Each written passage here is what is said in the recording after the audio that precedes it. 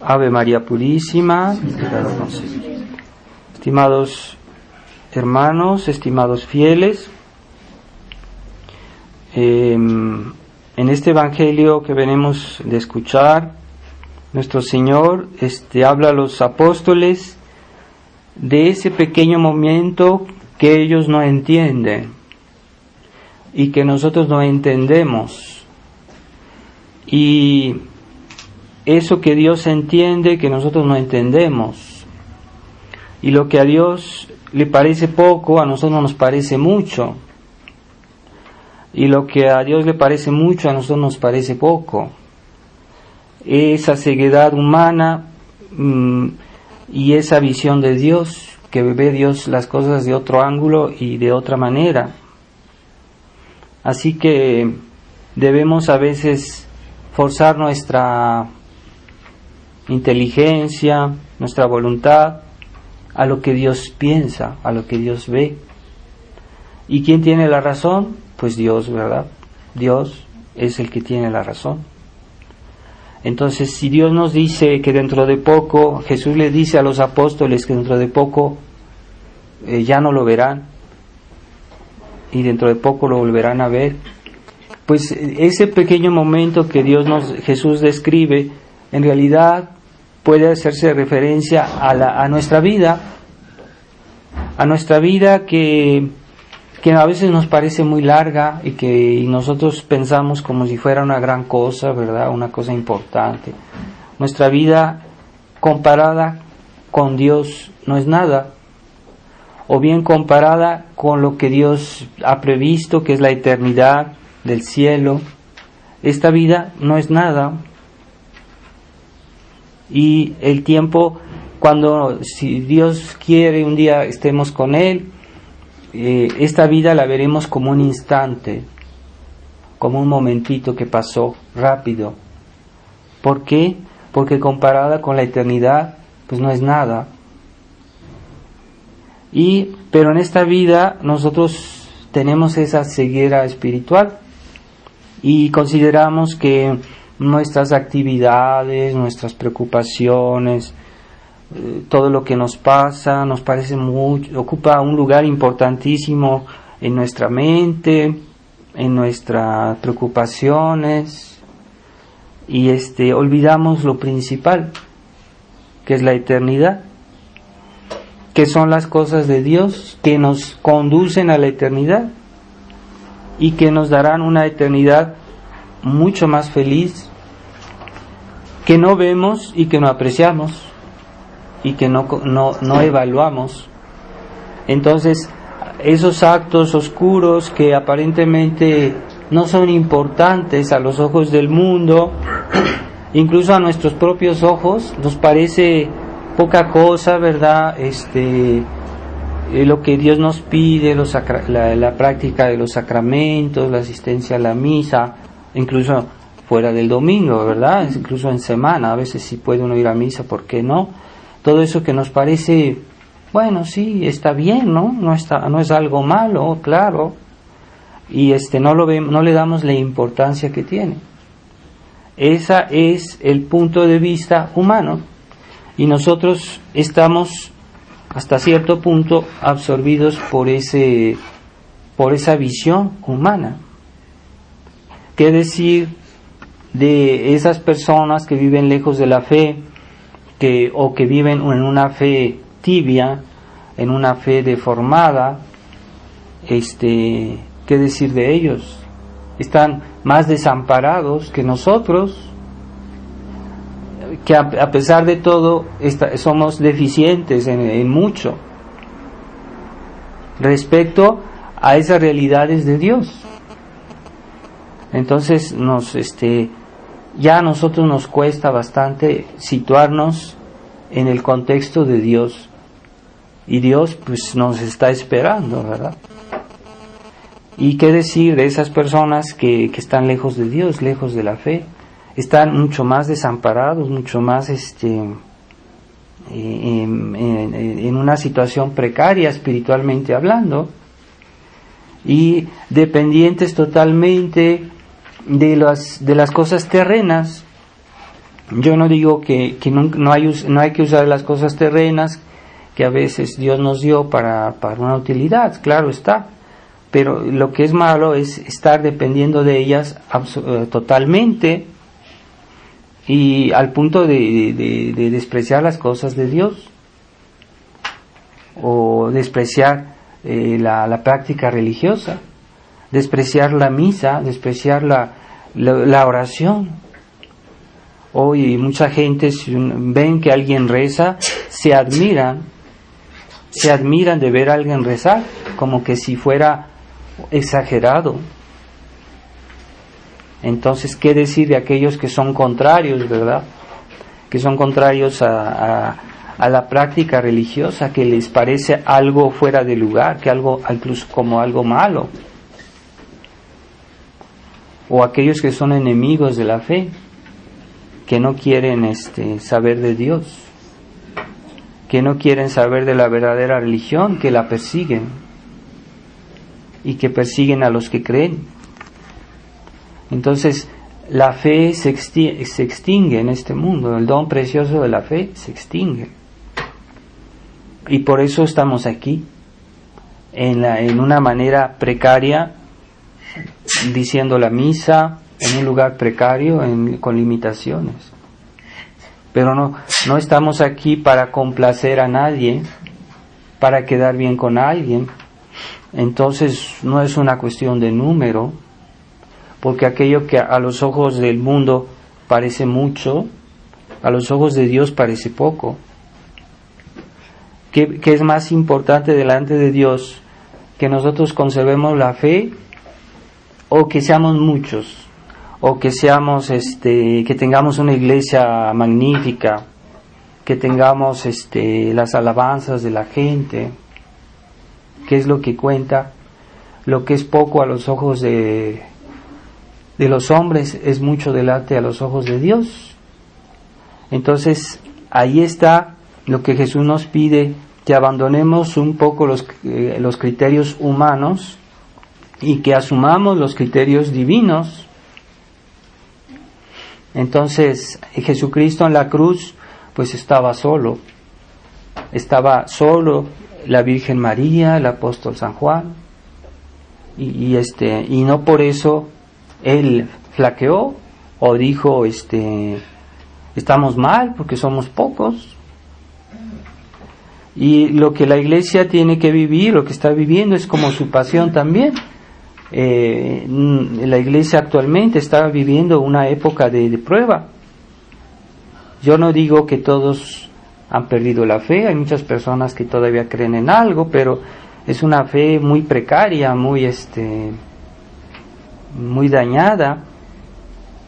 Pero siempre debe haber una porción en la iglesia que tenga una fe total, que crea en todo, que asuma bien y que la profese públicamente esa fe sin disminución, porque es propio a la iglesia de creer en todo lo que Dios enseñó, en todo.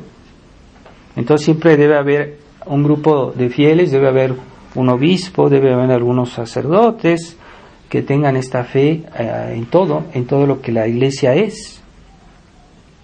Y pues cada día es más difícil tener esa fe, asumirla plenamente, y somos agredidos por este mundo, agredidos por el demonio, agredidos por el espíritu mundano que se infiltra en nuestras filas y que quiere que adoptemos sus máximas, su manera de ser, sus métodos. Pero no se trata de eso, no debemos flaquear. Y Dios sabe que si somos flacos, que si somos débiles. Dios lo sabe bien. Pero entonces, ¿dónde vamos a sacar nuestra fuerza? Pues primero, no es nuestra fuerza, es la fuerza de Dios que nos ayuda. Entonces, para que asumamos eso, debemos ser humildes, ¿verdad?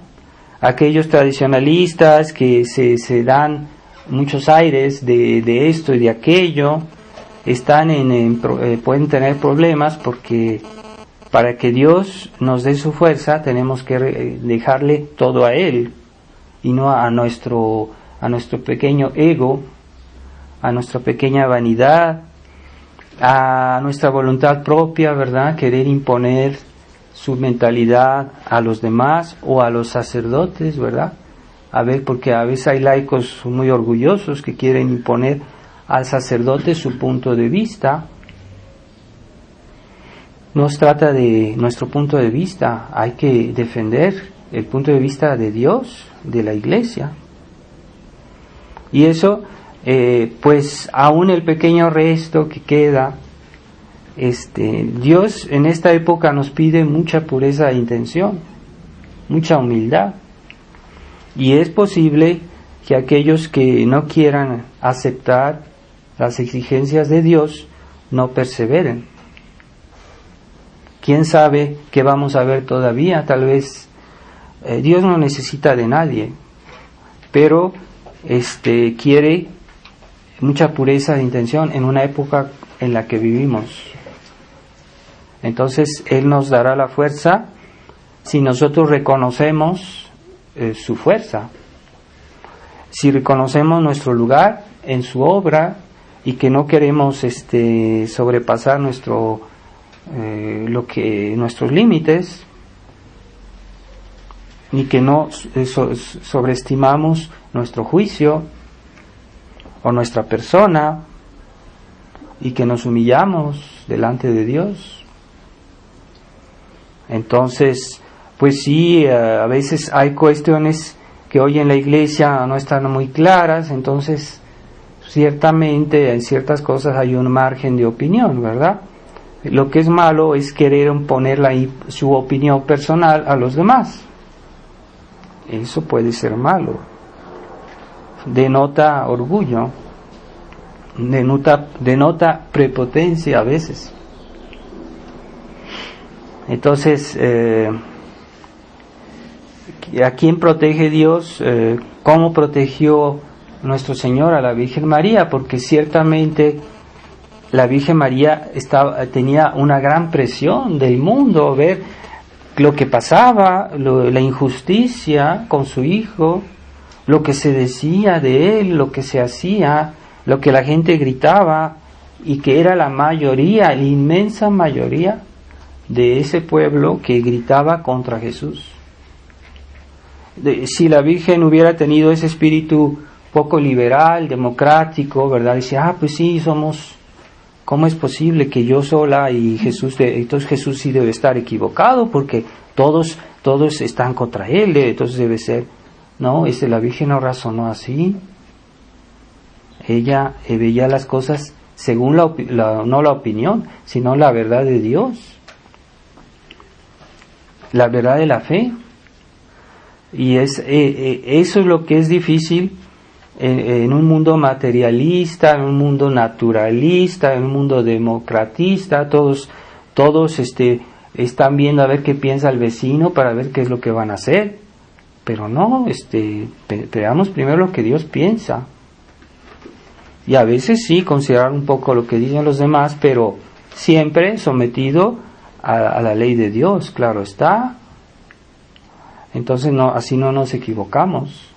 Y si todos quieren ser locos, porque hoy la gente vive como una locura espiritual. No, para los bienes terrenos, para los negocios, para las cosas materiales, no son nada locos. Pero hay una locura espiritual. ¿Cómo es posible que vivan como si no existe la eternidad? Ese pequeño momento que nuestro Señor nos dice, pues es esta vida, pero después, ¿qué va a pasar? Entonces, por razones humanas, uno puede dañar la eternidad. Disminuir el grado de gloria que podríamos tener en el cielo. Si en el cielo se pudiera sufrir, pues sería como un grandísimo sufrimiento. Aquellos que en el cielo se dan cuenta de que hubieran podido ser mucho más felices, y es una pérdida eterna, pero en el cielo no se puede sufrir, pero si pudieran sufrir, sufriría de haber dicho, pues yo podía en mi vida, que es un pequeño momento, yo hubiera podido hacer más por estar cerca de Dios, por ser un buen cristiano. Y lo perdí, esa oportunidad. Es una oportunidad que nunca jamás podré recuperar. Entonces los santos en cierto sentido nos envidian a nosotros, y nosotros es posible que estemos negligentes cuando Dios nos dio la oportunidad de ser unos buenos tradicionalistas. Santa Teresita del Niño Jesús leía libros que hablaban sobre el fin del mundo, y ella deseaba haber vivido una época en la cual iba a haber esa persecución, ella lo deseaba ardientemente, y no tuvo esa oportunidad. Entonces, ¿nosotros la tenemos o no? Y ¿vamos a aprovechar o no? Entonces, se trata de ser conscientes de lo que tenemos y lo que vamos a hacer. Pero es muy difícil, por ejemplo, caminar, en un campo lleno de espinas y no picarse. Y se puede decir que en este mundo por todos lados hay espinas. Entonces es muy difícil vivir en un mundo así y no caer en algún defecto, en algún pecado, en alguna negligencia, en alguna debilidad, en alguna inconsciencia o en alguna falta de fe.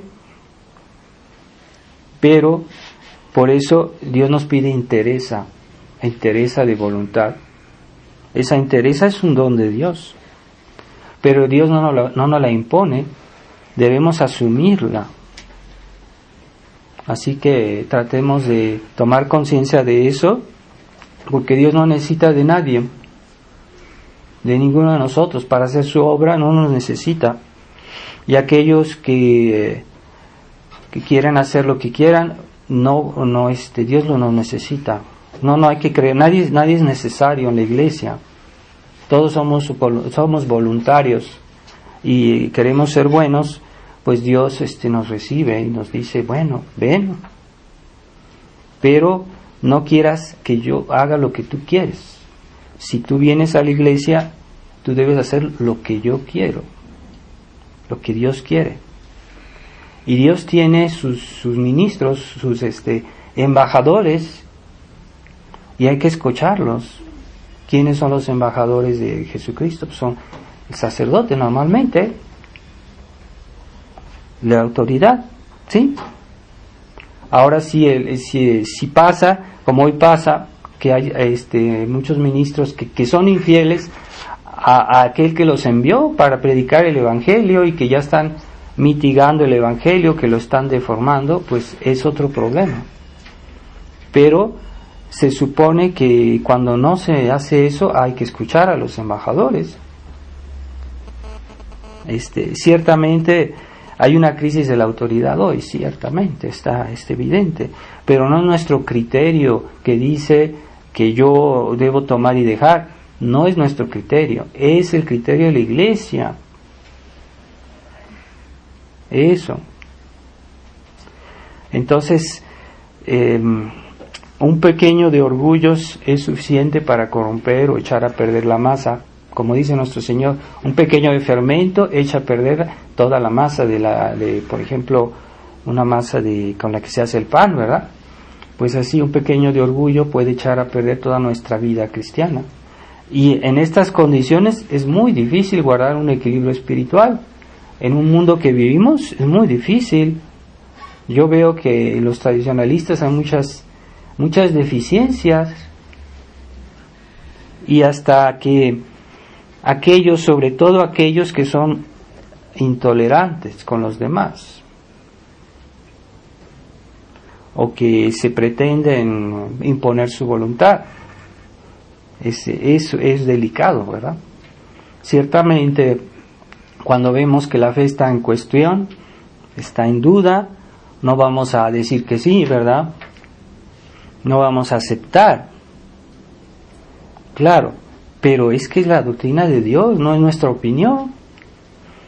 no es nuestro punto de vista. Eso es gran humildad, ¿verdad? Y entonces pidámosle a Dios que Dios nos dé la fortaleza y la suficiente humildad para seguir siempre ese buen camino. Y por eso yo insisto en que Dios envió a la Virgen en Fátima y pidió, la Virgen nos dijo, es la voluntad de Dios que en nuestra época hay una devoción particular a mi corazón inmaculado, porque ese corazón fue un corazón sin mancha, un corazón limpio, un corazón íntegro, un corazón, y todas las obras, todos los pensamientos de una persona finalmente son la obra de su corazón, lo que él tiene, lo que él desea, lo que él ama. Entonces, ¿cuál es el mejor modelo de un corazón recto? Pues el corazón de María, corazón inmaculado. Entonces, tomemos ese modelo para que en esta vida no nos equivoquemos, ¿verdad? Pero el corazón de María es algo grandioso, es algo, corazón inmaculado, lleno de gracia, completamente fiel a Dios y humilde. Pero no es una humildad cualquiera, la humildad de la Virgen no es una humildad cualquiera. Entonces, tratemos de conformarnos, y es ciertamente que a veces entre los que defienden la verdad hay muchas mezquinerías y tonterías, caprichos. ¿Cómo es posible? Y alguien que recibió mucho no puede permitirse ciertos pequeños defectos, porque eso reclama un castigo. Es como decirle a Dios, yo no estimo lo que tú me estás dando, aunque sea un gran don, yo lo trato como algo sencillo, algo poco importante, por complacer mi egocentrismo, mis caprichos, mi orgullo, y eso a veces Dios lo castiga con castigos terribles, ¿verdad? Y hemos visto la defección, muchas defecciones en la tradición, muchas, unos de un lado, unos a la derecha, otros a la izquierda, y eso es la historia de la tradición, desde que la tradición comenzó, cuando el concilio famoso comenzó a hacer sus desórdenes. Muchos tradicionalistas reaccionaron con toda razón, pero muchos se desviaron después porque creían ser el centro del mundo y se extraviaron. Cuidado, ¿verdad? Y a veces dicen que el que cae de más alto es el que cae más bajo. Así que se trata de pedirle a Dios mucha humildad y al mismo tiempo generosidad, ¿verdad? Porque yo no voy a misa porque está haciendo calor. Yo no hago esto porque el padre me dijo algo y no me gustó. Pues el padre está ahí para decir las cosas, ¿verdad?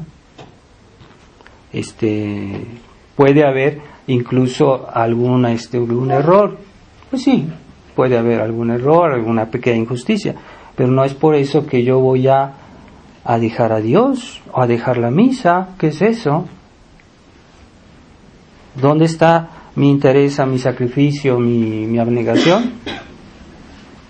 Entonces, tengamos conciencia de esos detalles, no ser esa susceptibilidad que es tan común en nuestra época, ¿verdad? Un esposo, una mujer, a veces hay divorcios que se hacen por una tontería. Y qué decir a nivel de la vida cristiana, de la práctica religiosa, pues es más grave, ¿verdad? Que por una tontería uno se aleje de la práctica religiosa. Es más grave, eso clama al cielo, ¿no? Son los pecados que claman al cielo. Entonces, esa exigencia de Dios, toda esta severidad de Dios, no debe excluir la confianza y la delicadeza de que Dios tiene hacia nosotros. Dios nos quiere mucho, pero aunque sea muy exigente, no quiere decir que no nos quiere ayudar, pero debemos hacer la diferencia, no porque Dios es bueno, que hasta tiene delicadeza con nosotros en muchos detalles, y no quiere decir que por eso, porque es bueno, que Él acepta nuestros defectos, aunque sean chiquitos. Dios no puede aceptar el mal, aunque sea el mínimo. Pero nosotros como criaturas nos cuesta trabajo, sí es verdad, nos cuesta trabajo comprender esa exigencia divina, al mismo tiempo esa bondad tan grande de Dios, y al mismo tiempo esa exigencia absoluta de Dios. Entonces, en un mundo relativista, hoy la gente ya no sabe hacer esas diferencias. Pero nosotros se supone que estamos aquí porque no somos relativistas. Entonces, pues pidámosle en este tiempo de Pascua, es un tiempo de alegría, porque nuestro Señor resucitó y que su cuerpo glorioso es el modelo de lo que debería ser nuestro cuerpo el día que resucitemos. Si estamos en su gracia, vamos a resucitar según el modelo del cuerpo de Cristo. Entonces, tratemos de vivir bien nuestra vida cristiana, en asumir esos misterios que la Iglesia nos propone. No es una cuestión puramente estética, ¿verdad? Yo voy a misa porque la liturgia, ¿verdad?, es muy bonita. Hay algo más que eso, hay un mensaje intelectual, hay una enseñanza y una exigencia para nuestra vida práctica. Así que no minimicemos lo que Dios tiene como algo grande y no maximicemos lo que Dios tiene como algo chico. Dice la enseñanza del Evangelio de hoy, y vamos a pedirle a Nuestra Señora que nos dé un corazón, no igual porque no se puede, pero semejante a su corazón inmaculado. Tengamos devoción al corazón inmaculado de María, tratemos de inspirar a los niños, a nuestros niños, esa devoción, para que ellos conciban al mismo tiempo el amor de lo que es bueno y el odio de lo que es malo. Ave María Purísima, sin pecado concebida. En nombre del Padre, del Hijo y del Espíritu Santo. Amén.